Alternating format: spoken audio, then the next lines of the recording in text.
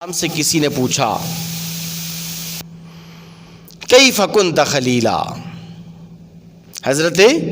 ابراہیم علیہ السلام سے کسی نے پوچھا کہ آپ اللہ کے خلیل کیسے بنے؟ کیف کنت خلیلا، اللہ تبارک و تعالی نے آپ کو اپنا خلیل کیوں کر منتخب فرمایا؟ تو سیدنا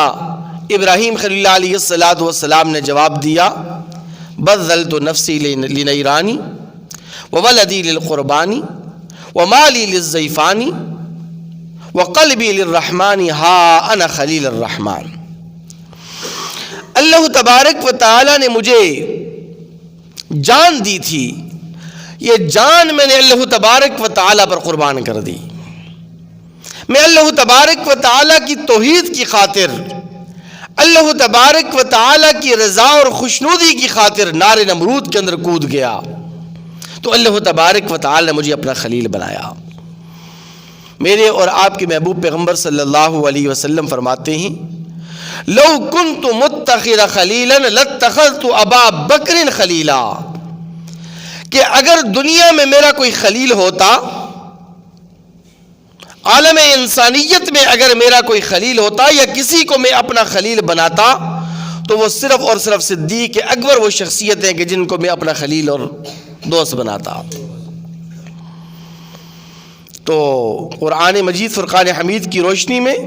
واتخذ اللہ ابراہیم خلیلا، اللہ کے خلیل حضرت ابراہیم علیہ السلام، اور حدیث مبارکہ کی روشنی میں لسان نبوت سے جس شخصیت کو مصطفیٰ کا خلیل قرار دیا گیا وہ کون ہے؟ سارے بولیں،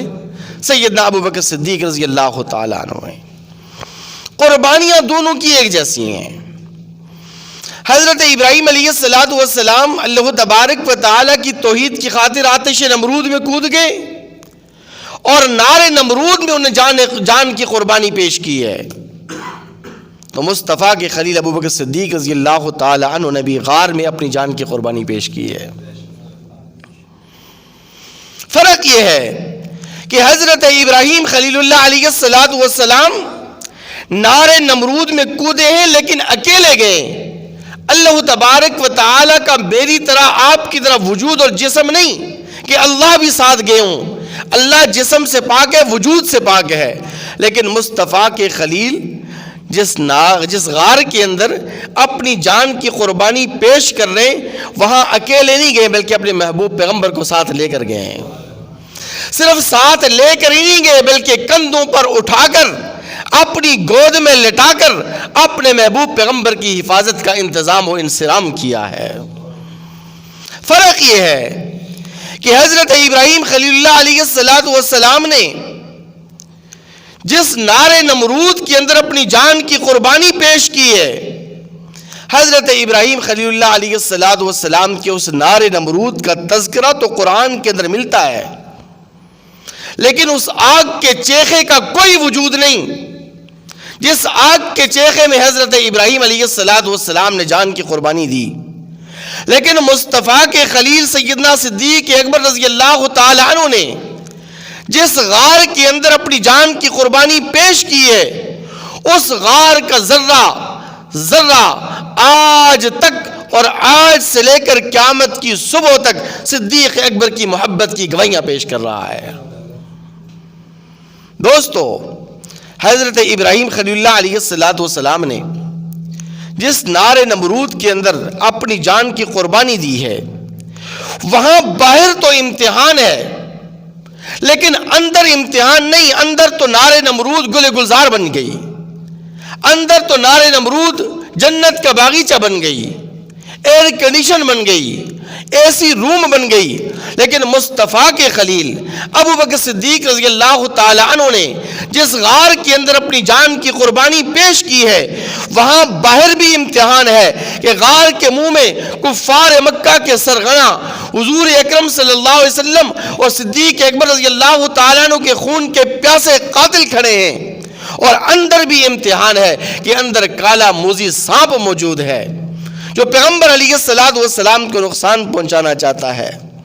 اندر بھی امتحان، باہر بھی امتحان، لیکن سیدنا صدیق اکبر رضی اللہ تعالی عنہ نے وفا کا اور محبت کا اور عقیدت کا حق ادا کرتے ہوئے نہ پیغمبر علیہ الصلوۃ والسلام کو باہر سے نقصان پہنچنے دیا، نہ ہی اندر سے نقصان پہنچنے دیا۔ دوستو، سیدہ صدیق اکبر رضی اللہ تعالی عنہ بڑی عظمت والے، شان والے، رفعت والے اور بلندی والے انسان ہیں۔ ابراہیم خلیل اللہ علیہ السلام نار نمرود کے اندر گئے، لیکن وہاں انہوں نے جا کر اللہ کی ذات کے جلوے نہیں دیکھے، اللہ تبارک و تعالی کا دیدار نہیں کیا، اللہ تبارک و تعالی کے انوارات کا مشاہدہ نہیں کیا، لیکن مصطفیٰ کے خلیل سیدنا صدیق اکبر رضی اللہ تعالی عنہ جس غار کے اندر گئے، انہوں نے پیغمبر علیہ السلام کو اور اپنے محبوب کو اپنی گود کے اندر یوں لٹایا ہے، اور صرف لٹایا ہی نہیں، بلکہ پیغمبر علیہ السلام کو 3 دن اور 3 رات تک اپنی گود میں یوں سلایا ہے جس طرح کے قرآن کا نسخہ سامنے کھلا رکھا ہو، اور قاری قرآن، تالی قرآن 3 دن اور 3 رات تک اس نسخے کو اور اس قرآن کو، بلکہ عملی قرآن کو یوں پڑھ رہا ہو، اور دن رات کو اپنا قیمتی تر سے قیمتی تر بناتا چلا جا رہا ہو۔